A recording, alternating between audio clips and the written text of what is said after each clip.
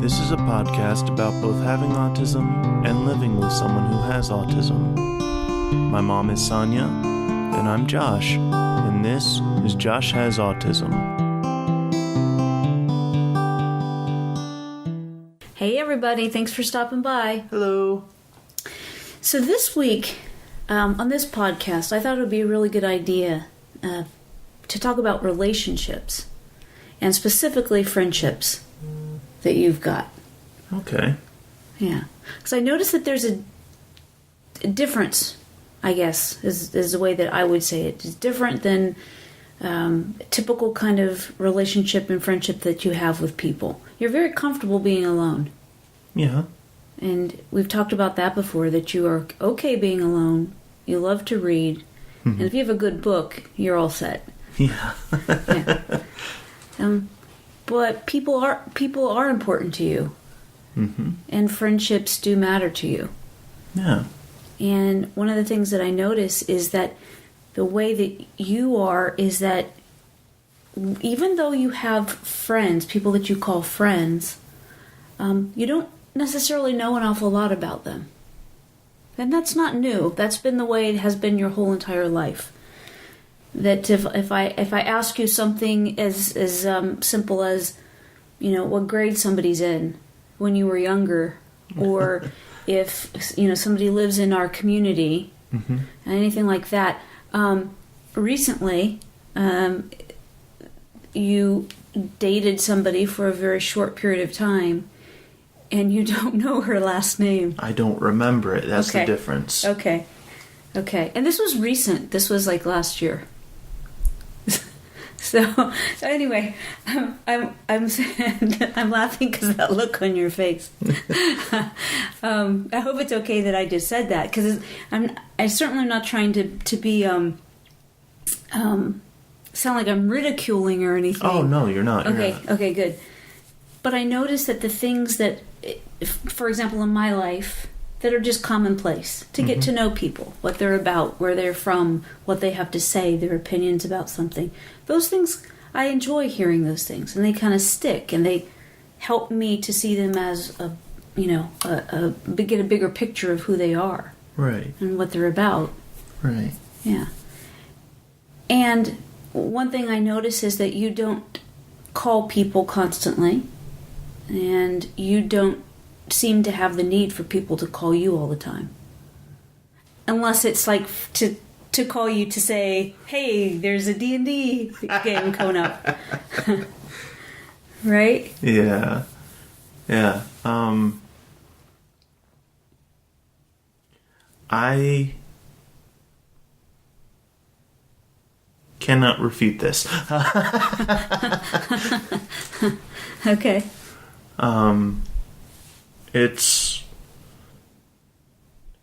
I tend to not focus on little things, really. Like, sometimes I don't focus on the big things, but, in my mind, at least, if you're nice to me and I'm nice to you, why not? So you consider that a friendship, is what I'm saying? Close to it. Okay. Not quite, but close to it. I mean, I'm friendly with people before I know them. Oh, correct. And I can be nice to people that I know I'm never going to see again. Because, I mean, what's the point in being mean to someone even if you're not going to see them again? Because it just it's not nice. Well, what my observation when it comes to in that context is that would be in opposition to everything that you are. Yeah. To be mean to somebody. Yeah, but but vice versa as well. If they're nice to me, it's not necessarily that I'm their friend immediately. But at the same time, it doesn't... I see the good in people. I don't necessarily search out the negatives. Right. I get that. I get what you're saying about that. And I guess my question is that when, I'll backtrack a little bit, when you were growing up, when you were a little boy, you said everybody was your friend, so whether or not it was a teacher at school or another student or the nurse or, anybody, they're your friend. And I noticed that it was different, that was your mindset when we don't need to go on into it, the specifics on right now, but there was a situation where there was an individual that I was having a very, very difficult time with that was not very nice to members of the family. I had a very hard time with them. And I remember one time I was, oh my gosh, I must have been kind of probably going off about it. And then you came in and you just made a comment that, oh, they're your friend. And I was like, at first, like, even though I'm the mom, right? I mean, I was feeling inside, I was like, you traitor. And I didn't say that, thankfully.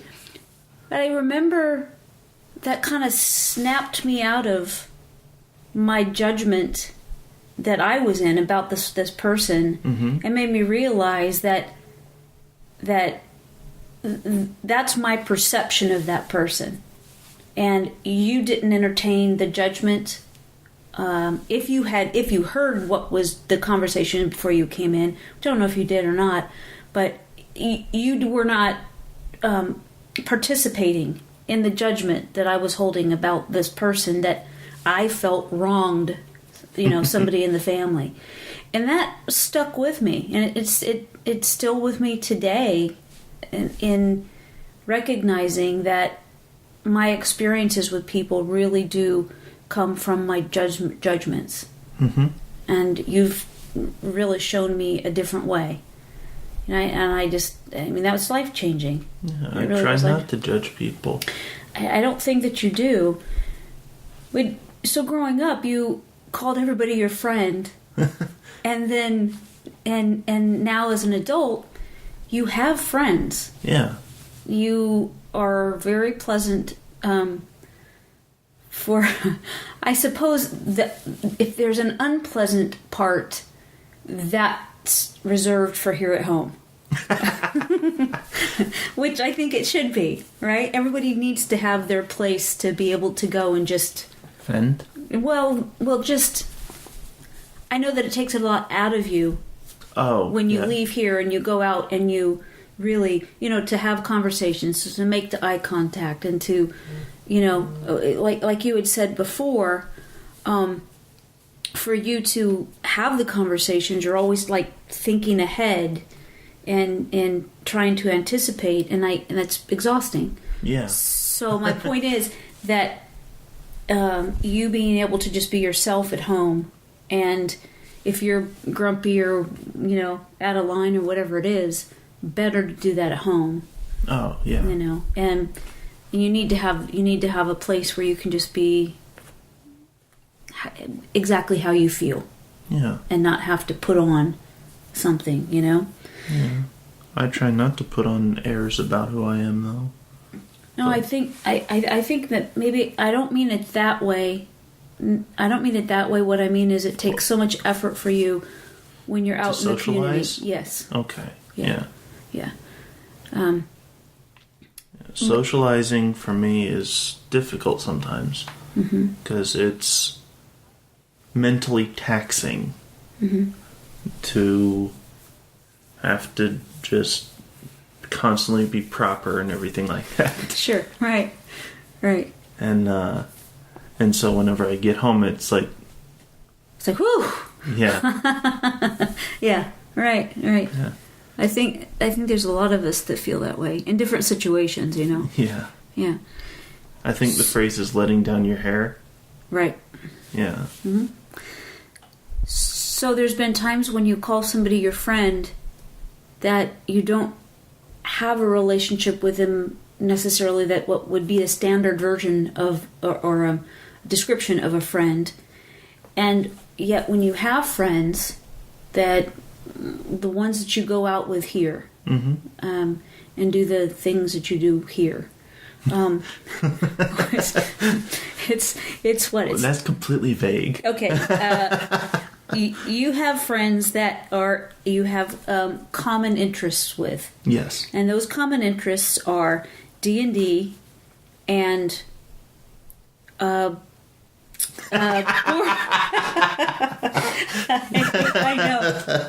know. Let me get this. It's a board game, but it's not a board game, but you're a character, but there's some dice, but they're not normal dice, I think. Yeah. Okay. Am I close at all? Yeah. Okay. Yeah, I guess. I thought, well, whatever you guys do, you go and yeah. You like having pizza when you do it. I know that. What's that called? Being a teenager? No. No. Well, no. You've been a teenager for a long time then. What's that thing that you do? It's D&D. Oh, is it all D&D? Well, everything you just described was I didn't part know. of D&D. Okay, got it. And that's just me being confused about it. I don't know. So you can go and be with the same people on a regular basis. You know, every night, whatever, we'll say Friday night, because I think it was Friday night for a while, and then it was Saturday night. And then it just changes sometimes. Right. But you do something consistently with these same people. And when you're not doing that, what I've noticed is that you never mention them, any of them by name, and you never talk about them, and you don't, so meaning you don't reference them, you don't say, hey, this happened and this was a funny thing, and you know, but you're not one to, you know, have to have your phone with you all the time to make sure you don't miss a call, or that you're going to, you know, always trying to call people. So it seems like the people that are your friends, you're okay with the relationships that don't have to be face to face every day. Right. Is that what it feels like? Yeah. Yeah. I mean, I personally, even if it's just a phone call, I prefer face-to-face over phone calls. I prefer phone calls over texting or messaging in some way like that. Because in messaging or texting or anything like that, it's sometimes difficult to figure out what the right inflections are being used. Got it. Right. People get in so much trouble because of texting and exactly what you're talking about. You don't know what somebody, what somebody means and exactly. So yeah, I get that. Since we're talking about the phone calls, you hate getting voicemail. And you don't even have it set up. I don't have it set up. So that people can't do that. Right. They can't leave you a message. Right. Why is that? I just don't like having missed calls. But if somebody calls you and you didn't answer the phone, that's a missed call. Yes, and I hate having those. So I like having my phone with me so that I can answer those calls. But at the same time, I'm not expecting phone calls, so it's always a nice surprise whenever I do get one. Right.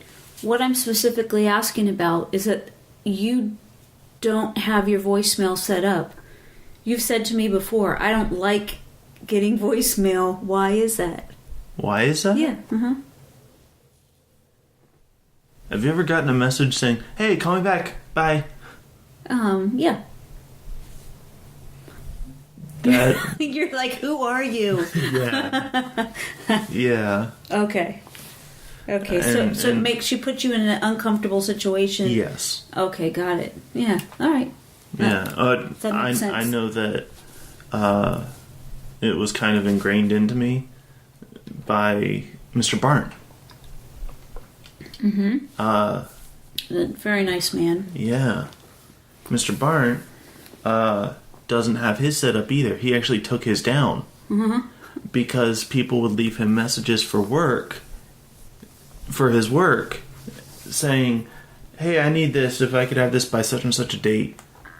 And he'd get the messages, and he wouldn't have the supply yet. Mm-hmm. And so these people are expecting it from him, and he doesn't have the supply yet, because he's a farmer. Right. And so he stopped. He took down his voicemail so that kind of situation doesn't happen to him. Mm-hmm. And being with him for 10 years or so. Mm-hmm. Just being around him for 10 years like that, I kind of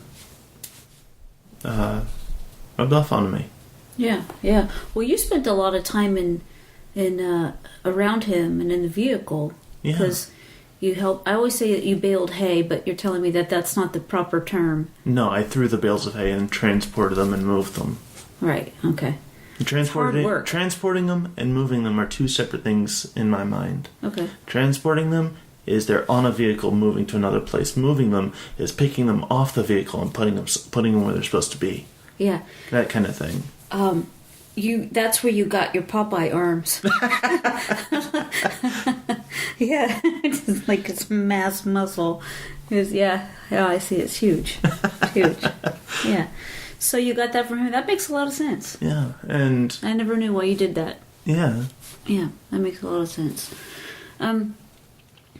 So do you look forward to times when you're going to be around people that you consider your friends?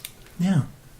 Sometimes, though, if I know I'm going to be around a lot of them, sometimes it can be difficult for me to decide to go out. Because there's just so much going on around me at those times. Like, once a month, for example, I have a group of friends that meet up at the local comic book store to play board games. Mm-hmm. And different things like that. And there's at least 40 or 50 people that show up. Wow. Yeah. And everyone fairly knows each other. Mm-hmm. But at the same time, it's like everyone has their own little groups within the big group. Mm-hmm. And it can be very tiring going to something like that because of all the niceties and everything else going on. Right. And, another thing we do is we go bowling. Mm-hmm. Like, that group also goes bowling once a month. Okay. Which is a different scenario. Because then I can just bowl and have fun while I'm just, for lack of a better term, communing with my friends. Right. Okay. So when you go to, in that first scenario for the board games, when you go there, do you know which group you're going to be in before you go? Nope. And do you always find a group? Yeah. And for the most part, does it feel comfortable for a period of time? And then after you've been there a while, it starts to get overwhelming? Yeah. Yeah. So it's when you can walk into a situation with a lot of people that you are friendly with, and they know you, and that feels okay, but it's just a matter of being there for a period of time. It just wears you out. Yeah. Yeah. Okay. Do you have fun doing it? Oh, yeah. Absolutely. That's cool. Yeah. And bowling is different. Why? Obviously, you're moving around. I'm not focusing solely on the people. Okay. Got it. Yeah. Whenever I'm bowling, I'm not focusing solely on the people. Well, when it's not your turn to bowl, so they have like the bench thing to sit on. Yeah. You know. Yeah. And you go ahead. Usually, because only so many people can be in an alley at a time, and we have like 30, 40 people that show up, we usually have like 4 or 5 different alleys. So usually we just break down into different groups and we mix and match who's going to be where. Okay. And sometimes we just get silly with how we bowl. Okay, yeah. Like, for example, standing backwards and going between our legs and seeing what can happen. I've gotten so many strikes doing that; it's ridiculous. Really? Yes. I mean, I've been at the local alley, and I've done that from off the wood. Wow. And I get strikes almost every time. That's crazy. It's ridiculous. Yeah. People look at me like, "How did you just do that?" Right. Me too. You're better at bowling that way than I am the normal way. Oh, man. That's crazy. So when you go to bowling, do you know what group of friends you're going to be with then? Sometimes. Sometimes they aren't there, so I hang out with other friends. But you've gotten pretty good at being comfortable with whatever group of friends you're with that particular night. Yeah. With that being said, in high school, not necessarily middle school, but definitely in high school, I was not a part of any particular... Not cult, that's not the right word. Clique? Clique, that's it. You did not go to a cult high school. You did not.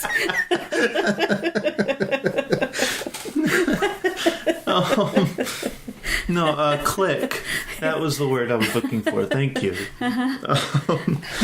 I did not belong to any particular clique. With that being said, I could move throughout all the different cliques and be okay with nearly all of them. And I had friends in all of those groups. Now, when you say you had friends in all those groups, okay, let me rephrase that then. Okay. I had people that would not bully me. I had people that were friendly to me. I had people that were happy to see me. It's a big deal. Yeah. And in all of these groups, I think the way that I think things through with friendships is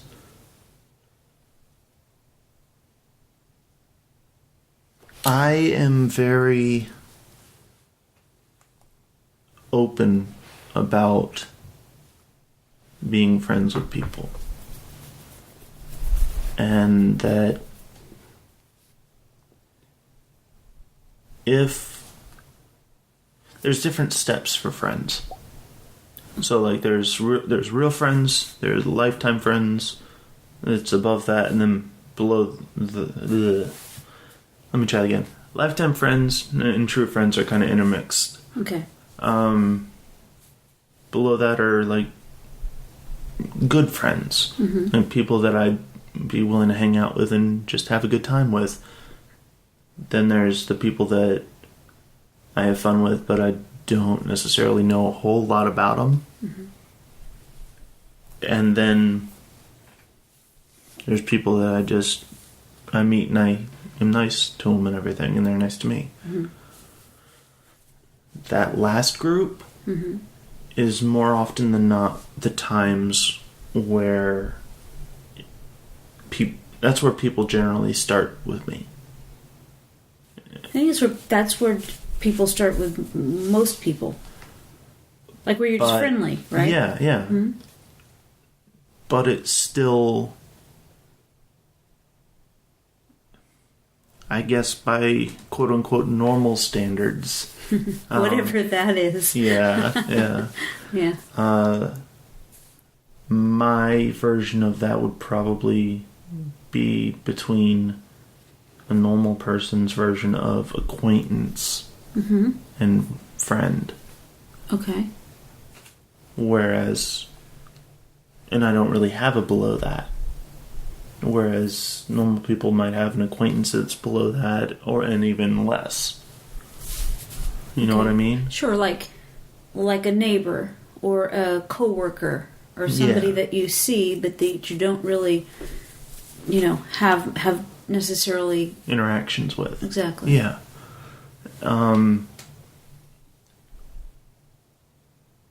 My base is around that. Mm-hmm. But with that being said, I will not put up with stuff. You know what I mean? Like, if someone is a bully, if someone is making fun of me just to make fun of me. Does that still happen? No. Oh. I was going to say. No, that generally happened just at the latest, like high school. Yeah, I mean, that elementary school, middle school, and the very beginning of high school. Yeah. Those were the toughest years as far as bullying goes. Yes. From my understanding. Yes. Yeah. And then it changed. And and then that's when you began to develop what looked like some pretty solid friendships and coping skills and communication skills and I agree. But so I have a question. I'm sorry, go ahead. But what I'm trying to say is that if those base friendships, for lack of a better term of putting it, Okay. If those base friendships or even higher friendships really, then that started doing those kind of things, I don't like associating with people like that do things like that. So okay, I get it. So what you're saying is, regardless of who the person is that's in your life, if they are doing things that are not respectful to you or somebody else, then you don't keep them in your life. I give them chances to explain themselves or chances to acknowledge that what they did was not that appropriate. Right. Or things like that. But sometimes it's just... Yeah. I know that in your life there's been one person in particular that was a good friend that you did, you two really got along, and he started changing through the years, and it got very difficult to be around him for most people. Yeah. And is that's who comes to mind when you're describing that, is that because you tried to say that's not cool that you do that. It's not okay that you keep doing that. And they would be like, "Oh, don't worry about it. You're fine." Right. That kind of thing. Right. So they wouldn't acknowledge what you were saying. Yeah. Yeah, that was tough. I remember that. That was a tough time. And he was a really good friend of mine. Mm-hmm. And which makes it a whole heck of a lot harder to say, I don't really think we should hang out much anymore. Mm-hmm. It was a tough time for you. Yeah. Yeah. And that was a relationship that you had for many, many years. Mm-hmm. And he was what, by any standards, anybody would consider that you two were really good friends. Yeah. Yeah. Yeah. And that was tough. That was a tough situation for you. Yeah. So clearly, you do have deep friendships. Mm-hmm. And even the ones that are like that, even the ones that are the deepest like that, there's information that doesn't... I don't know how to say it. It just doesn't occur to you to gather it, or it doesn't matter to you, or... let me try and explain some of my current friends, for example. Not by name or anything like that, but just okay. My current friends. Some of them have nicknames, and that's what they go by. Mm-hmm. And so I sometimes forget what their real names are. Right. Some of them I may know their real names, but I don't really know their last names. Mm-hmm. And it's not really important to me. Right. I mean, in some cultures and with some people it is. Mm-hmm. But you're you. It's not... You're not... To me, you're not your family, your friends, or anything like that. You're you. And so I base the relationship off of you. I get what you're saying. Yeah. And so knowing those facts that I'm saying, to me, those are natural. Like, yeah, let me find out about you. yeah, You don't look at it in the same context. That that information on the periphery does not help you to interact with that person in that given moment. yeah, yeah. What? I thought that was kind of a brilliant statement just now, a little bit, kind of, and you're like, meh. Well, the reason I'm kind of is because probably because you use the word, it's on the periphery, or the peripherals of what I'm thinking, and it's there, yeah, but it's just more information to know them, to know about them, but it doesn't necessarily mean that it is who they are. Okay. Does that make sense? Yeah. Yeah. Because, I mean, I know that experiences and things like that are what make up a person, but at the same time, I'm not explaining it very well. But I think what I'm getting from what you're saying is that you place value on the person that's right in front of you, and that interaction and that experience is what you take in, and the other stuff doesn't necessarily have to become a part of that in order for you to consider them a friend. The interaction that you have with them is sufficient. Right. Is that what you're saying? Yeah. Okay. Yeah. Yeah. Like I said, it's the person, it's who you are that I base the relationship off of, not what they've done or what their family's done. Like, you could be a famous person. I could care less. All right. Yeah. If you're not arrogant about it or anything like that, you're cool. Right. Yeah. I hear you. Do you prefer to be, and are you happiest being alone, or when you're with people, or it's just totally different? I don't view it like that at all. I sometimes need time by myself. Sometimes I want to be social. And it just varies depending on how I'm feeling. And so it's very fluid. Yeah. Right. Okay.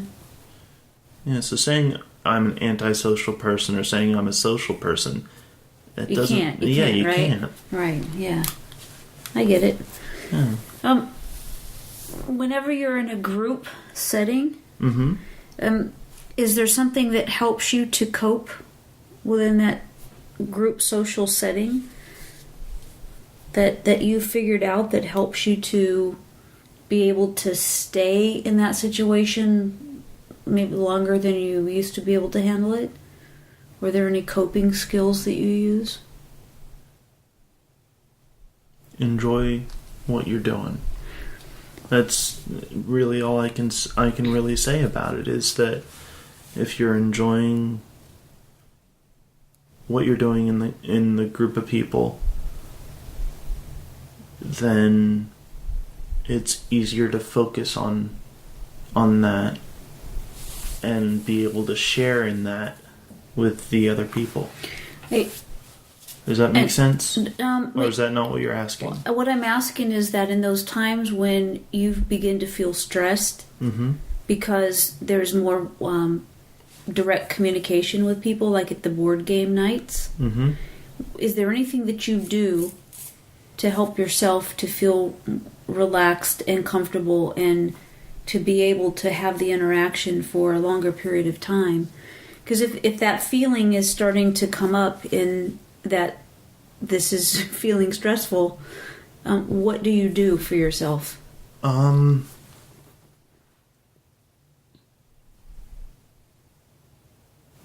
honestly, I'd let them know what's going on, how I'm feeling. Oh, that's pretty cool. Yeah. I didn't think of that. Yeah. I just let them know what's going on, how I'm feeling, and that maybe I may ask, can we take like a 10-15 minute break before we move on?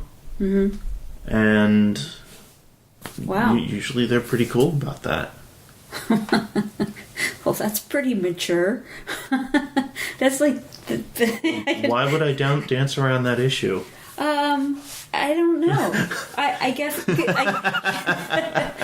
Here's what surprises me about it. Because growing up, I know that you had some tools that you were given. You know, that sometimes you had... You textures... are important to you. So I know sometimes you would have really smooth crystals, rocks that you would hold in your hand. Different things like that, or you would do your fists, just to kind of relax yourself. Squeeze your fists and let them go to relax yourself. Yeah, those kind of tools. I thought you were going to answer like that, not just like the totally, got it together where you people need to stop looking at me now. I need 5 minutes. I need 15 minutes. It's really pretty cool. Yeah, and honestly, the concept behind the squeezing my fists and then releasing them, that idea was I'm letting go. So I'm literally letting go of my fists, letting go of my stress and different emotions like that. And then the stones, it was the same kind of concept as the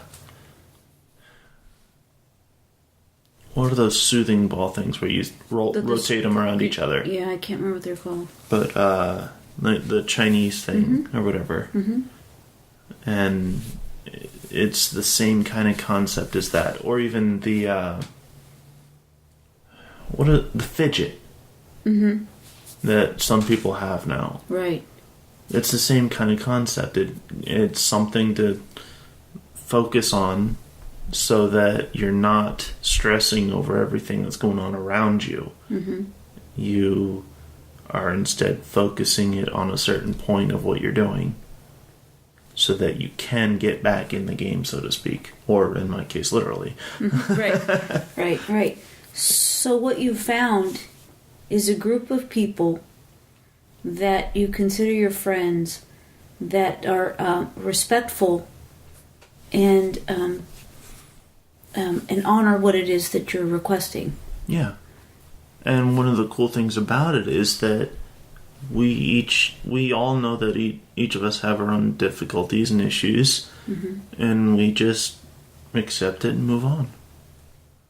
We deal with it as they come up, but we accept it, and like I said, we move on. And are there other folks that are in this group that are autistic?